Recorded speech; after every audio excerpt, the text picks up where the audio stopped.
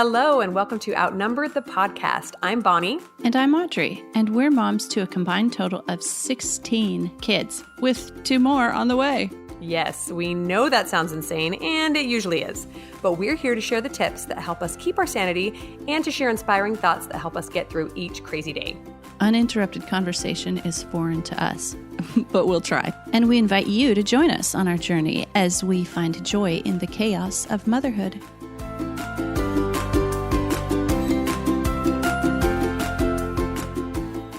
Hello, and welcome back to Outnumbered the podcast. This is episode 9. I'm Audrey, and Bonnie, I have a question for you. Okay, bring it on. Take a guess how many search results come up if you Google the words mom guilt. I'm going to guess 635,000.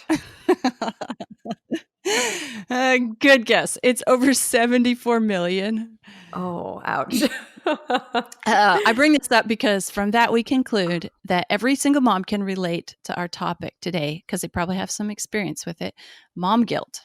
Yeah, this is a painful one, but we need to talk about it. Let's do it. I think we both totally have some experience with this as well, and lots of different ways we've chosen to deal with it. And so we're going to share them this week after today's insane mom moment. Are you ready for this, Audrey? Okay, bring it on. Okay, so today's insane mom moment is mine. And it is not humorous. It is just insane. I was trying to get school done with my older kids. You know, we homeschool, and we try to start out the day with a devotional, which means some scripture reading, a story, you know, that sort of thing.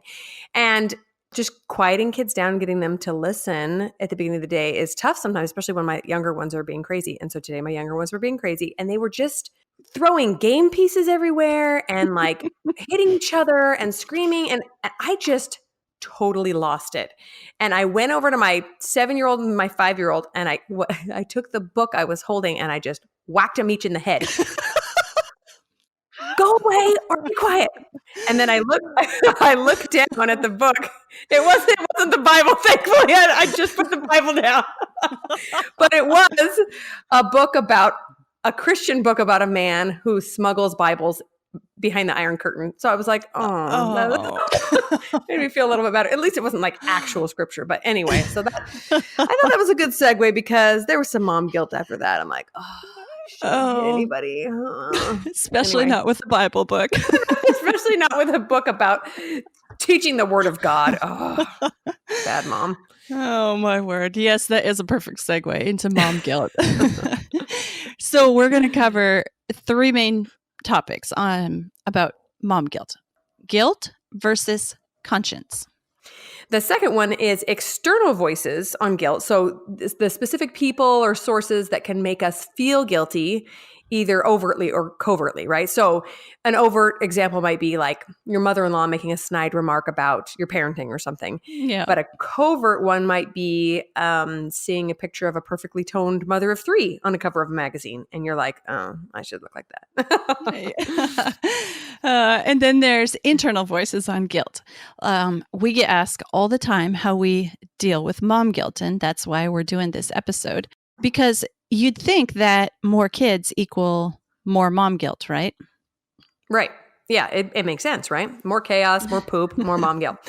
But I don't think it's really true, honestly, because with each kid comes a certain amount of experience, a certain amount of perspective. And even though I personally still have lots of worries that I'm not doing lots of things right, I don't know that I'd really call it guilt because I think that over the years I've developed this sense of being where I'm supposed to be, doing what I'm supposed to do. Does that make sense? Yes, totally.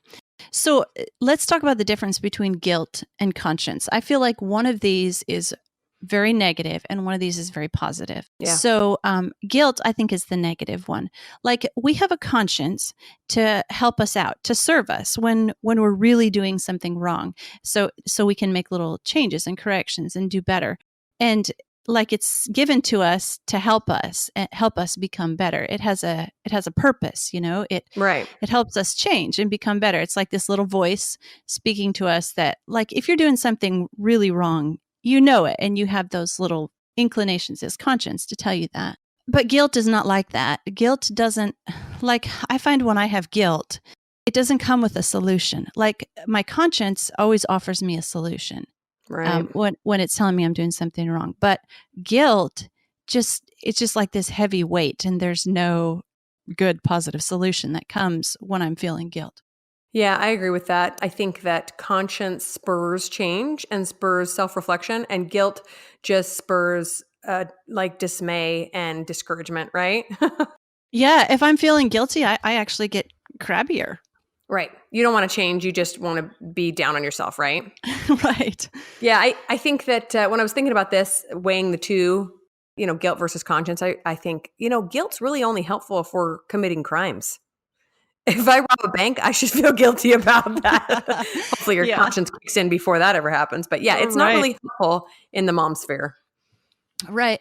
And I think our conscience, it works like this. Like the more that we use it, the better we exercise it, the more it talks to us, and like the easier it is to interact with it and get it to speak to us. And it's one of those things where if we don't listen to it, it won't talk to us anymore, or maybe not as fast. Yeah, I totally agree with that. So, to figure out if what you're feeling or what you're thinking is guilt or your conscience talking to you, you can maybe ask yourself some questions. Like we were saying before, is this a positive thing? Is it going to help me? Is there a solution being offered with this? And then if it's not, if it's just negative, then you might ask yourself, this is so identify it as guilt, and then say, like, how is this guilt serving me? How is it helping me become a better person? So like feeling guilty about this thing, whatever it is, does it help me become a better mom by feeling this weight of guilt about it, or does it just bog me down and distract me? Yeah, I think guilt comes from a perception that we're not that we're either doing something that we shouldn't do or not doing something we should do. But like we said, the difference between it and conscience is that it doesn't motivate me to change. It just paralyzes me. Yeah, exactly. So then let's talk about some external voices. So now that we've identified what guilt is, let's talk about where some of the sources of these external voices that cause guilt. Yeah. So there's lots of sources of external expectations. Social media is a big one because everybody's putting forward their perfect self on social Mhm. media. And so Mhm. on social media, we see some mom who we think is like the perfect mom. But going back to that 74 million number, she probably has some what we're calling mom guilt She too. probably Googled mom guilt too. Yeah, I'm sure. Yeah.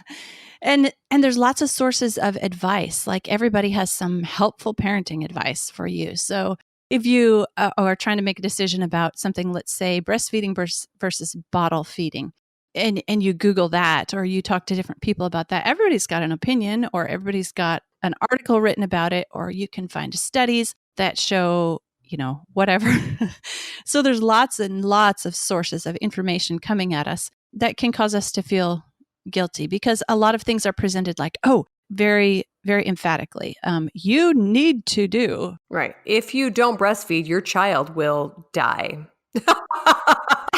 Or if you do, if you let Right. your toddler watch TV, their brain will be stunted forever. It's interesting that you bring Yeah. that up, all these different opinions, because, we talk about how motherhood doesn't come with a manual, right? That it's just something we got to Yeah. figure out on our own. And thankfully, millions of women have done it. Billions of women have done it before us, and probably billions will after. But that's both good and bad, because there's no right way to do it. It's easy to get caught up in the tide of, well, so-and-so says it should be like this, and so-and-so says it should be like this. And you just get panicky thinking you're never going to do it, quote unquote, the right way, or make everybody happy. And thankfully, you don't have to make everybody happy. You just have to do things the way you feel good about them. And I think that there's a reason there's no manual for motherhood, because every mother is different. We talked about in a previous episode, there are as many types of mothers as there are mothers themselves, Yes. and with each child, you'll mother a little bit different. And each year, you'll mother a little bit different. And God gave you children. And with those children, the innate responsibility and ability to parent them. So we need to just shut out all the outside noises, maybe take in a little bit of advice here and there, try it out, see if it works for us. If it doesn't, flush it away and not worry about it. Right. I was listening to a woman I really respect the other day, and she was giving this talk on motherhood, and I really appreciated it. And some of the things really resonated with me, but some things didn't. And it was interesting to like assess that those thoughts and the things that she was saying and say, okay, this works for me in my motherhood journey with my kids. And this other thing, I don't really agree with that. But just because I respected her and some things she was saying didn't mean I had to take everything that she was saying or feel guilty about those things that I wasn't going to accept and work into my life. Yeah, exactly. I love that. I love that. I think that the essential part is to realize that we and we alone are the experts on parenting our children, which is kind of a Yeah. terrifying thought, Like I Yes. know nothing, and these children come, and I don't get a manual for them, and I don't know what their strengths and weaknesses are going to be, and I don't know what kind of help they're going to need from me. But that's just part of life, is that we live and learn one day at a time, and we're not supposed to know ahead of time. That's part of the process, is the learning, right? Right. And it's good for us too to go through that learning process. Oh yeah, I think we learn way more than we ever teach our children. Poor things. I think that if we're experiencing a lot of mom guilt, that we have to take a moment to just kind of stand back and survey our lives, right? And see if there are specific things that we really do feel like we're doing wrong, right? Like maybe there's one thing in particular that really plagues me. Maybe it's my kids' diet. Maybe I feel really bad that they eat just a ton of sugar or processed foods or whatever.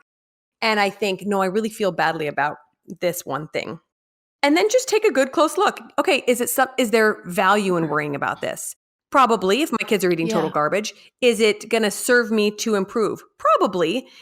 Could I go overboard? Yeah. Also, to just kind of take a little analytical Yeah. look at each one of these things. I think some of the big things that moms struggle with are things like working, going to a job instead of staying home, what kind of school you put your kid in, or to public school them at all, etc. These things that you see every other mother doing things a little bit different, and you wonder, am I doing things the right way?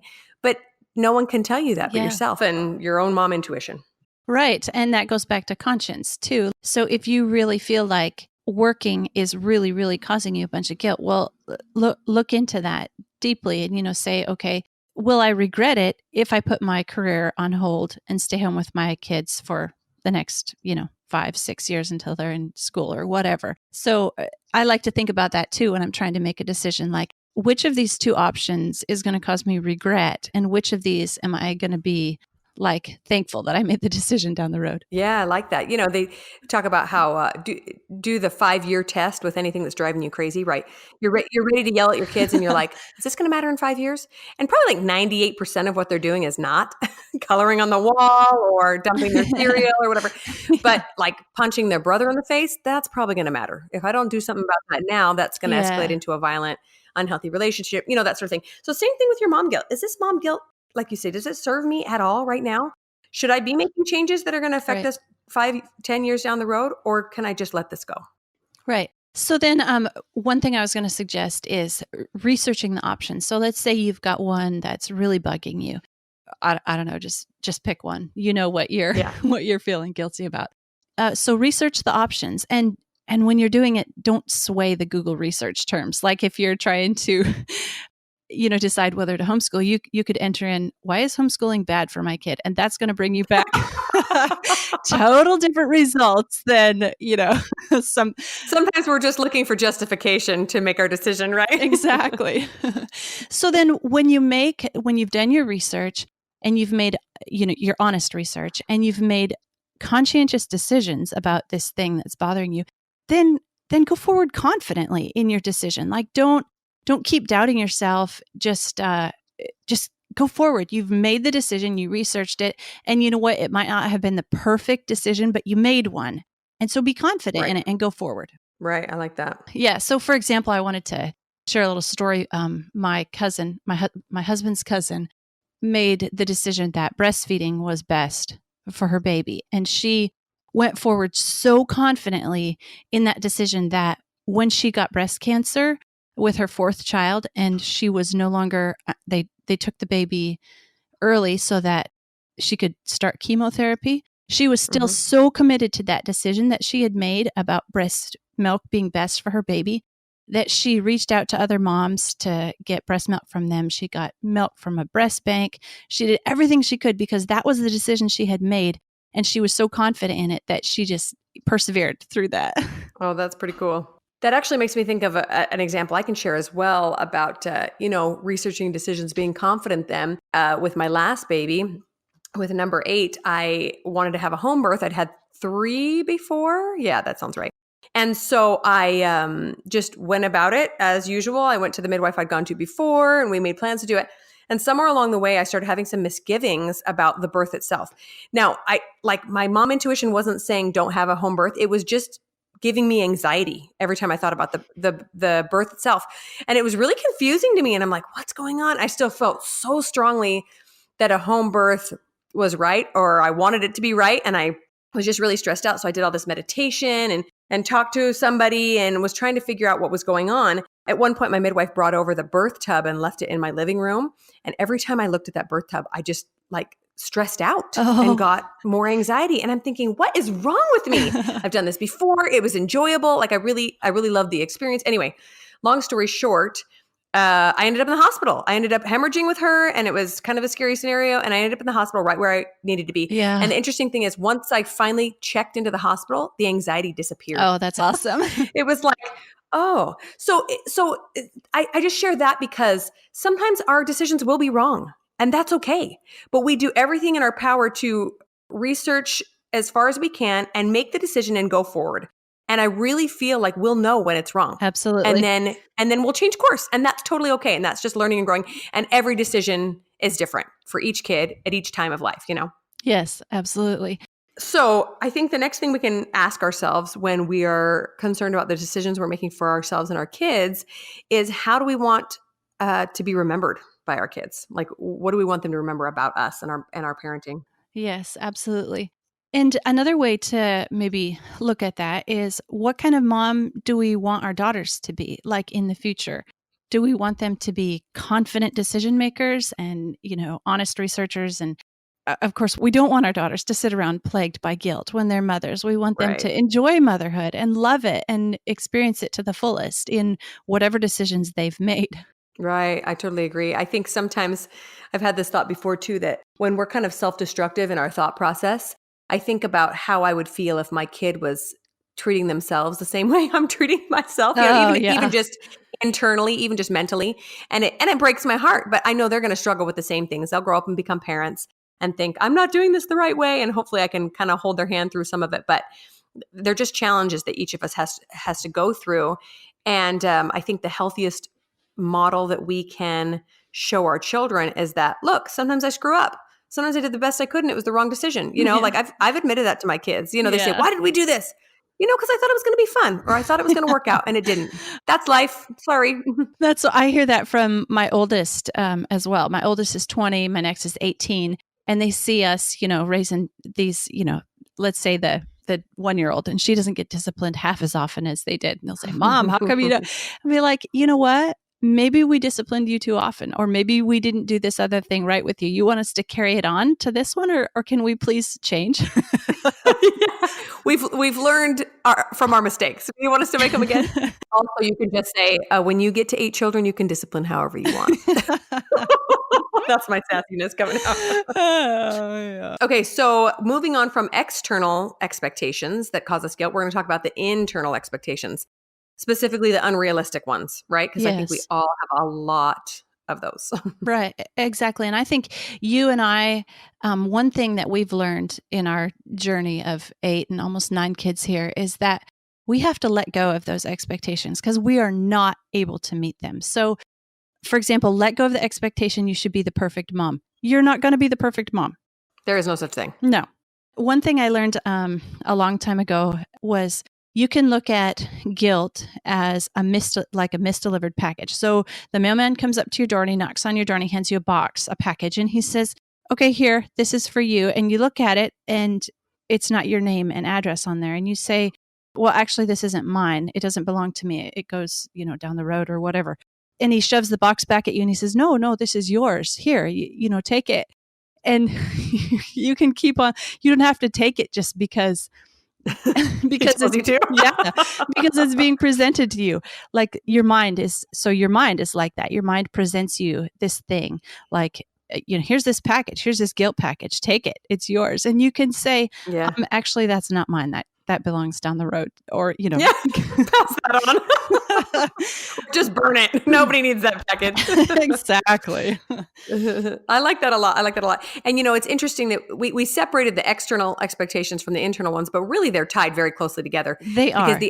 the external expectations come to us, and then it's up to us whether we or not we make them internal, right? Exactly. So we can decide to just leave it at the door. That's great. Thanks for mentioning that, Grandma. I appreciate your unsolicited advice about how I should parent my children. um, or we can choose to internalize it and make ourselves miserable, And I Yes. think we do that a lot of times totally subconsciously. I think it's very largely a subconscious process, but to just work on being aware of that and recognizing that stimulus for what it is. Okay, I'm feeling badly right now because I've just scrolled through Instagram for 45 minutes and realized that every picture I saw was way nicer house and a way skinnier mom and a way, like everything was better than what I have. And okay, choose to put the phone down, go cuddle your kids and Yeah. move on and not to internalize any of those things that really have nothing to do with you, Right, exactly. I think we're prone to spending so much time on our mind on guilt is because, like I said in our introduction episode, I think like that's I said that was my least favorite part of being a mom was questioning and wondering if I'm doing it right or if I'm totally screwing up my kids, because we are like the biggest influence on our kids' lives. And so, we can be the right influence or the wrong influence. And so we do. I think we're prone to spending a lot of time wondering if we're doing the right thing because it's having such a big effect on somebody else. Yeah, it's true. And there's really nothing we can do about that. Like families were designed this way for a reason, I believe, and that right or wrong, our kids we're stuck together and we're Yeah. just make the best of it. And we're not going to complain and stress about the fact that we're not perfect. Cause like we said, that doesn't exist. Yeah. It's okay to have the usual mom worries. It's okay to worry that your kid's not going to get into college. I worry about that every day. It's okay that you worry, because the worry is what, like we said, is kind of the conscious thing that helps us spur on to do better things. We Right. just don't want it to paralyze us. Yes. And like we were talking about in episode 4 on your own brand of motherhood, I believe that you are the best mom for your kid, like genetically, spiritually, physically. There's no other person in the world that is better designed to be a parent to the kid that was given to you. Right, right. And it's also so essential, I think we talked about in that episode, so essential to realize that a family is made up of relationships that go both ways, right? So we talk about parenting like we're doing all this work and giving our children all these things, but that's not what a family is. A family is all these different dynamics working together, right? Right. Brother to sister, mom to dad, kid to mom, mom to kid. So while they are learning lots from you, you are learning so much from them, and that's totally part of the process too, So Absolutely. I might look at another mom and think, no, she could have definitely handled that one child of mine better than me because she's more patient or whatever. But, maybe that child of mine really needed to teach me things that I would have never learned another way. And so we're working on it together and we're helping each other out in the process. And it's going to be messy, but we're going to make it. Absolutely. I totally believe that too. Each kid works something different into me, and has been so amazing. Yeah. And I think that when it comes to internal expectations too, we have a lot of expectations for ourselves before we even become mothers, right? Yes. So we see our own mothers and our own grandmothers and the women around us, and we have goals or expectations that we develop way early on. Like my teenager's already doing it. Well, I'm not going to do that to my kids. Oh, yeah. Well, you are entirely welcome to do it however you see fit.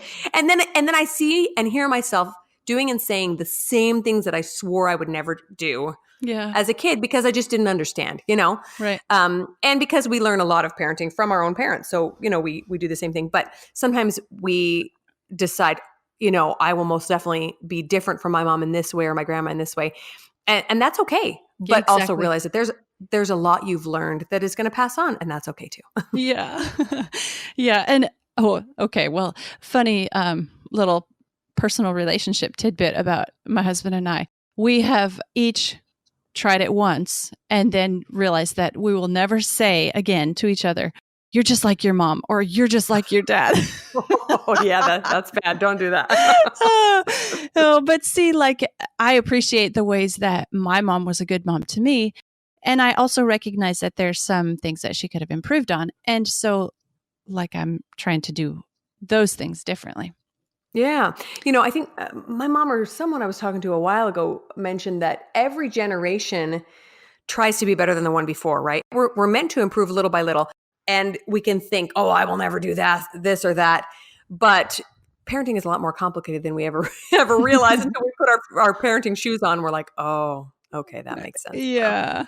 I am saying just because I said so all the time. Oh, and here's the real kicker is our daughters will most likely be different parents than us. Yeah. That's hard for me to think about sometimes. You know that? Like I want them to Yeah. do things just how I want them because I'm not a control freak at all. I Yeah. promise. Yeah, but when we think about that and when we recognize that, I think it's like there's an element of honesty in that we are recognizing that we're not doing everything right. One time I read this quote and like it's just been something I think about a lot. It says, you have two chances at the mother-child relationship. One when you're a child and one when you're a mother. Oh, I like that a lot. Yeah. And so that is the same for our children too. They will have another chance at the mother-child relationship. Yeah. You learn a lot about that dynamic as the kid, and then you grow up and get some wisdom and realize, oh, okay, the other shoe has dropped. Interesting. This is on this side of the fence, right? Yeah. So, okay. So to sum up, we just want to recap that guilt is different than conscience, right? It's okay to have your usual worries. It's okay to feel twinges from your conscience. Yep. But don't let it paralyze you, right? Right. Those are there to help you. Guilt is just it's going to hurt you. That's right. That's right. And then we have to look at both the external and the internal expectations that we put on ourselves and that others put on us and decide what we want to keep and improve from and decide what we want to throw away. Yes, exactly. And I had one final thought on this, that as a mother, whether you're an adoptive mother, a foster mother, or a birth mom, you enabled or are enabling life for another human being. And there should never, ever be any guilt in that. I love that. Yeah. Yeah. You have the most important job in the world. So take hope in that and know that you are doing the best that you can. And we love you for that. Yeah, absolutely. Keep trying. You got it. That's right. That's right. Okay. So we're going to wrap up with this week's mom recommendation. And these are guilt-free recommendations. You guys ready? Yes. I have two books that I would like to recommend. One is funny and has been splashed all over social media. Everybody's in love with Rachel Hollis's Girl Wash Your Face book. So I have been listening to that one. She is both funny and very, very real. I've got to get a copy of that. Yeah. Borrow from the library or audiobook or something. She talks a lot about mom guilt, a lot about letting it go, and just some really humorous anecdotes from her life. It's really fun.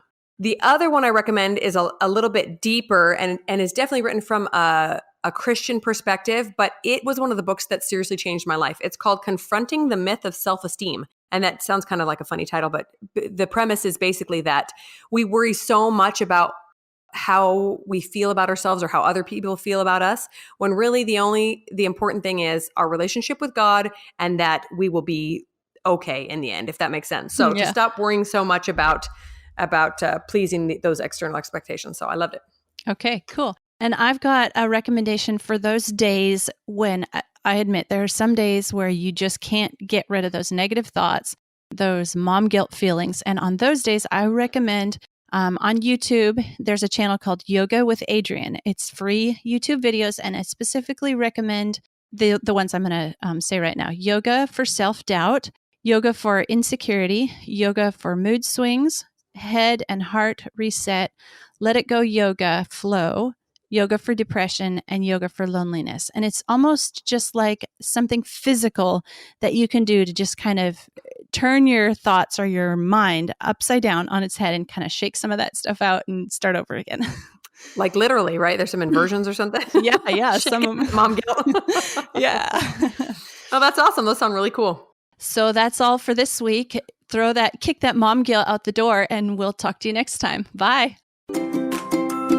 Thanks so much for listening to Outnumbered the Podcast. You can contact us at outnumberedthepodcast@gmail.com and find us on Instagram at outnumberedthepodcast. We're so grateful for our listeners and would love it if you take the time to leave us an honest review on iTunes, Stitcher, or any other podcast platform. And don't forget to share the podcast with your mom friends. Can't wait to talk next time. Bye.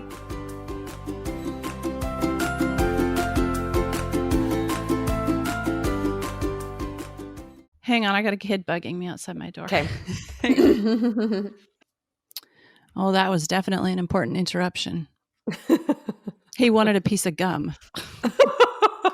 My kids always come to me for gum in my office because that's where I hide it. but they ate it all last time they came in. So I had chocolate. They know it. Smart kids.